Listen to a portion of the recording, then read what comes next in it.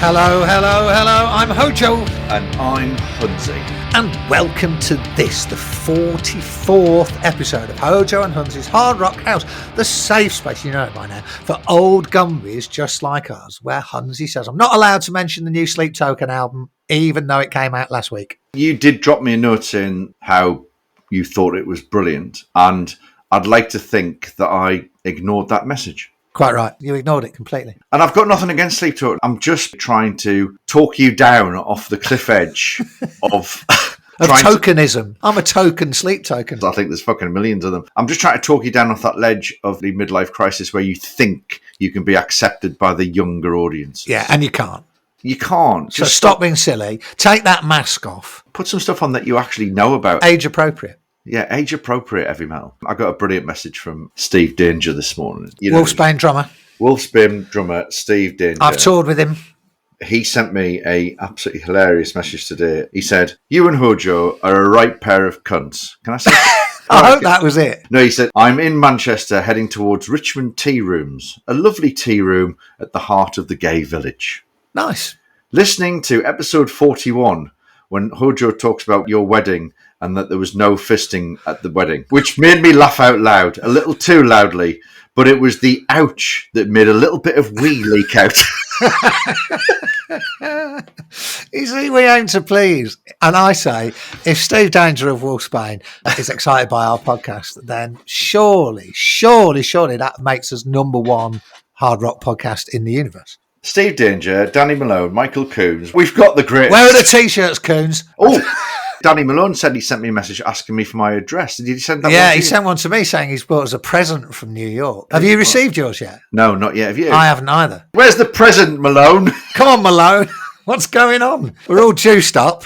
That was at least 2 weeks ago. Danger, Coons and Malone. They sound like an interesting trio, don't they? They sound like attorneys at law, don't they?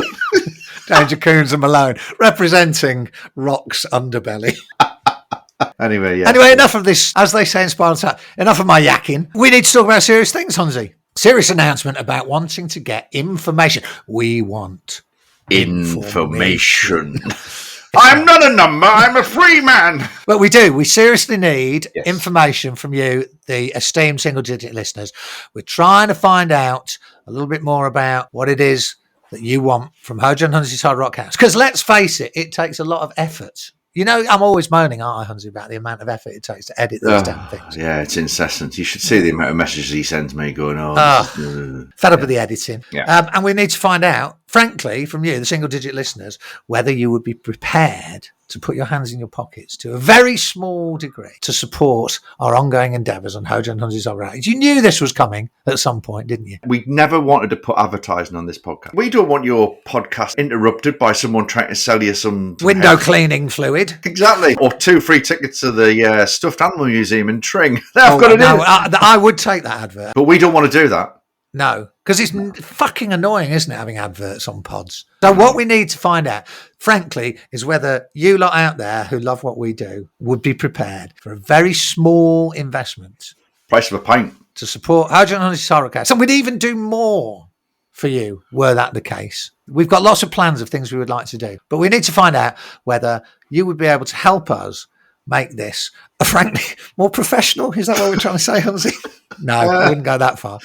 But we want to find out more from you about whether you're prepared to support us in our ongoing endeavour. And this is how you do it. Take it away, Hunnsy'S. We've created a very short, how many questions are in it? 3? 3, I think. A 3-question survey, right? So we're not asking you to fill a passport form in or try and apply for a visa in the United States of America, right? So we're not asking if you're a terrorist or if you've got any drug offences or anything like that. No, we're not asking any of that yet. We can ask you 3 short questions on a little survey, and all you do is you just pop your answers in and press send, and it comes back to us, and we get a consensus of what you lot are thinking about and what you lot feel about the podcast, and whether, to Hojo's point, you'd be prepared to support us, but also prepared to support us in possibly expanding the podcast into more content, more exclusive stuff that Hojo's got in his drawers, Yeah. Wouldn't you be prepared to pay for what I have in my drawers? Exactly. So we've created the survey. I'm going to embed the survey in the episode copy of this episode. So I'm going to put the link in there. So wherever you get your podcast, you should see this link. You just click on it and it should take you straight to the survey. If you are not very technically minded, send us an email to hojoandhunsy@gmail.com and we'll reply with the link. Also, I will put it up on our Facebook page. If you're not on the Facebook page, it's easy. If you're on Facebook, you just find us and join the group. And I will put the link on there as well. But it'll take you less than a minute. Less than a minute to do it. Less than the shortest of hard rock intros on whatever 80s albums there is, where they always used to put a little musical interlude before they got into the rocking. Okay, so how long do you think Eruption is by Van Halen? 1 minute 32. 1 minute 42. Oh, it wasn't bad effort, was it? Pretty good effort. It'll be shorter than Eruption by Van Halen. That's how long it'll take you. So please do go and help us out with that. And we'll report back to teacher at a further date. Yeah, we'll let you know the results. Very excited. Anyway, we're going to move swiftly along into today's episode. And tell us, of course, Hunsy, you always get to go first. I don't know why it's worked out that way, but it does seem to work, doesn't it? You seem to be the man who gets his first dibs on what he's been listening to. Do you want to go first? No, not at all. All right, okay. On the back of last week's episode where we talked about my deep dive into the M3 festival and me watching the entire Stephen Pearcy and Warren. Did we mention last week, Hunsy, just quickly to interject, David Lee Roth's rictus grin?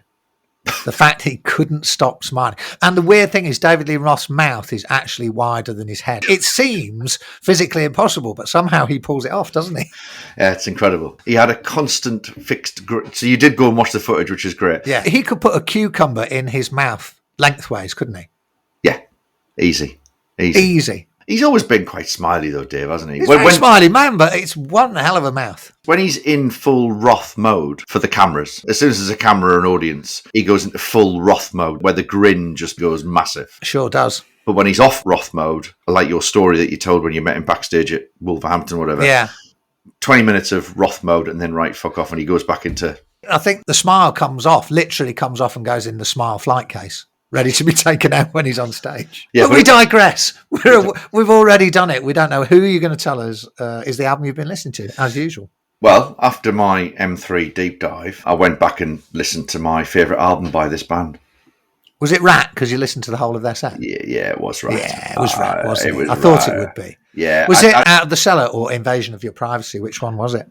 Invasion of Your Privacy. Yeah, that's your favourite, is it? That is my favourite, yeah. Because there's debate amongst the Ratalites. Do you like that? The Ratalites. I've just invented that. Yeah. As to which is their best album. It's usually down to first album, Out of the Cellar, or second album, Invasion of Your Privacy. So tell me why Invasion of Your Privacy is, in your opinion, the number one Rat attack. I love Out of the Cellar, right? It's a brilliant record. But I just think, Invasion of Your Privacy or Privacy? Well, I would say Privacy. I don't know why. See, I would say Privacy. You say Privacy, I say Privacy. You say Potato, I say Potato. Okay. What I want to talk about first is the cover. Yeah, very traditional 80s metal cover, wasn't it? Exactly. They put a Playgirl on the front cover. Playmate. Marianne Gravatt was the Playmate. Yeah. Yeah. So, I wonder what she looks like now. I'd love to know, wouldn't you? I bet you she's still gorgeous and lovely. I bet she is, yeah. Because obviously Tie Me Down was... Sorry, just laughing at his name. Go on. And I got that completely wrong. It's not Tie Me Down. It was the girl who was going out with David Coverdale. Tony Kitane. Tie Me Down wasn't going out with David Coverdale. That would be an exclusive. I don't know why I said Tie Me Down.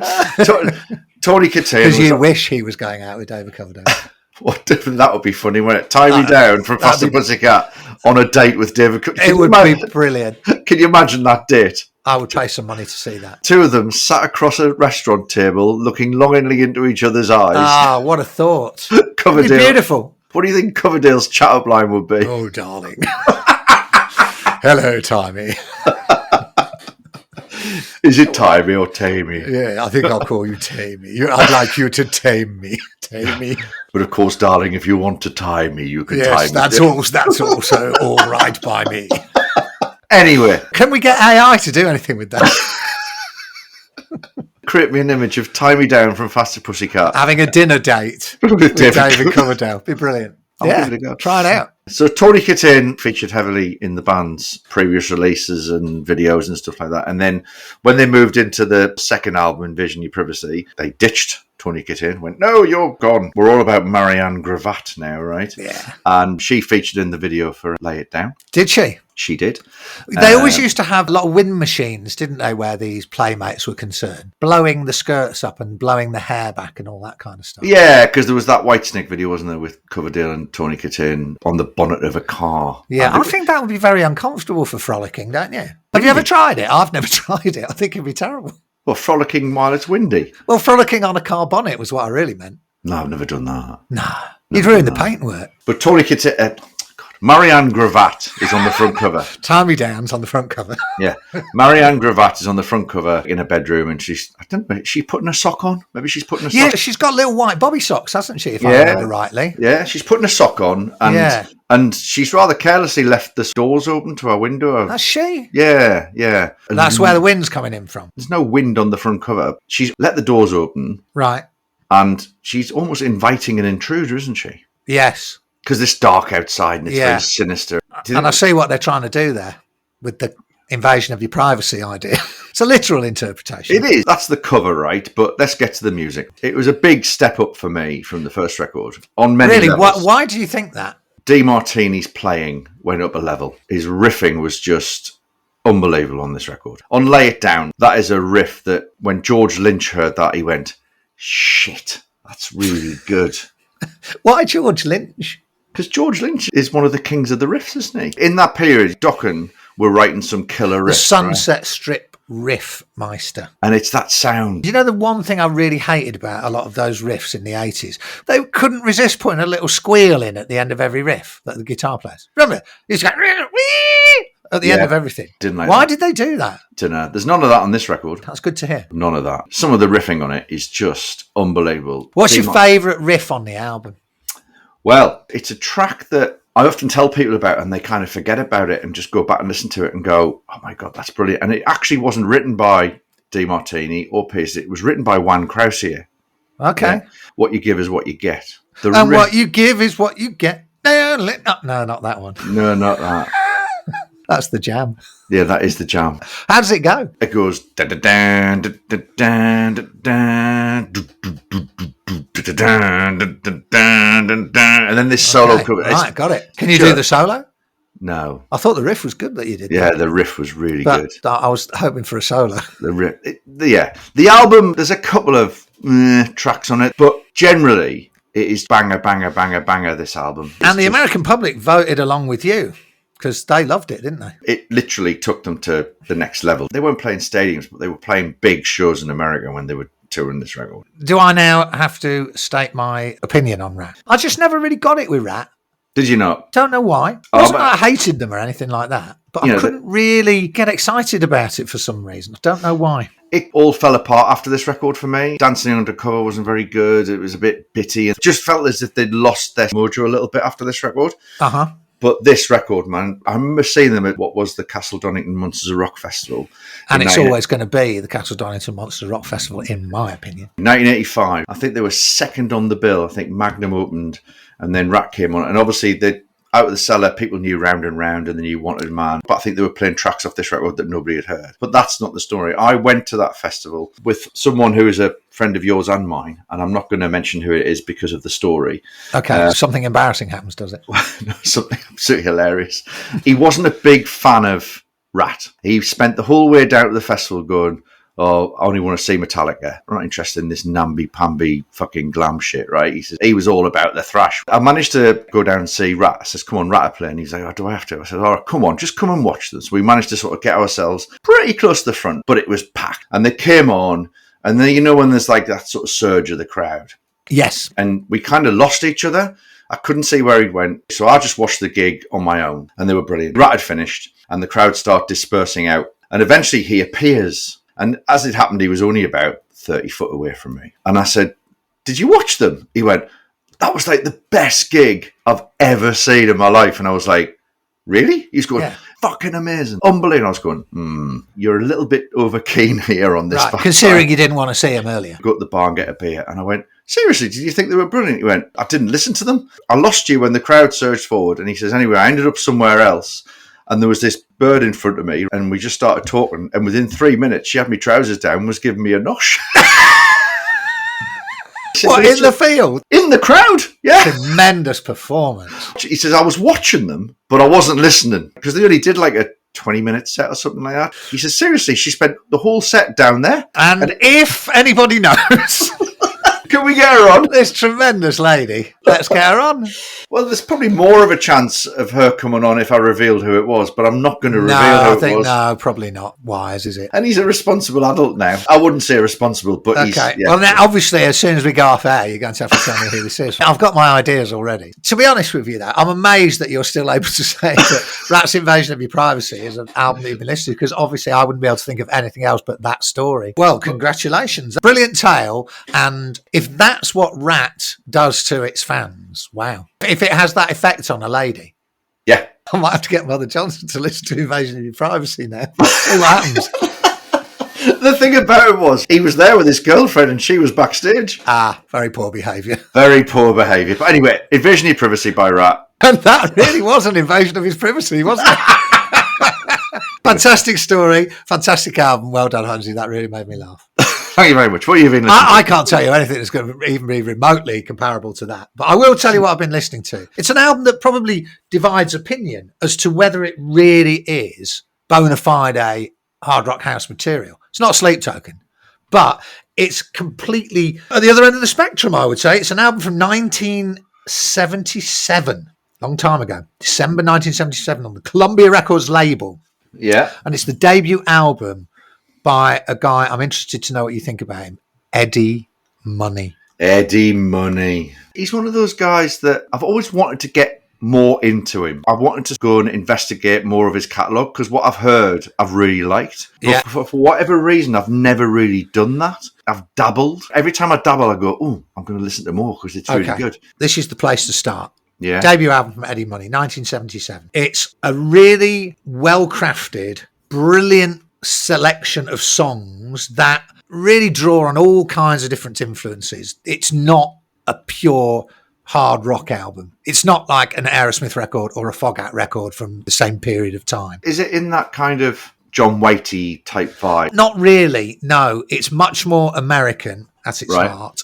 There's a lot of R&B vibe in there, but it's definitely a rocking record. He worked with a guy called Jimmy Lyon, who was the guitar player, who's a very underrated guitar player, Jimmy Lyon. Some of the guitar work on this record is really great, but it also is a fantastically groovy record. Like rhythmically, there's a lot of stuff on there that almost starts going into Santana-y territory.